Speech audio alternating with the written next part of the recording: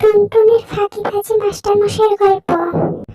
গল্পটি ভালো লাগলে দয়া করে সাবস্ক্রাইব করো বন্ধুরা। টুনটুনি এবং টিনো, আগের দিনের পড়াগুলো পড়ে এসেছিস তো, নাকি আজকে এমনি এমনি চলে এসেছিস? আজকে পড়া না পেলে তোদের কিন্তু খুব শাস্তি দিব, বলে রাখলাম। হ্যাঁ স্যার, আজকে আমরা পড়াশোনা করে এসেছি। ঠিক আছে, তাহলে টুনটুনি বলতো এরপর কি হয়? A for apple. এখন টিনু বলতো বিফর কি হয়?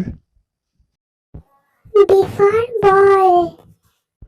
ঠিক আছে, আজকে এইটুকুই থাক, তোরা বাড়ি যা, আমার একটু কাজ আছে। আজকে আর পড়াবো না তোদের, তোরা বাড়ি যা। স্যার, আপনি রোজ দিনই আমাদের এইটুকু করে পড়িয়ে ছুটি দিয়ে দেন। টুনটুনি, মুখে মুখে তর্ক করিস না, আজকে বাড়ি যা, পরের দিন থেকে ভালো করে অনেকটা সময় পড়াবো। ঠিক আছে স্যার, আজকে আসি তাহলে।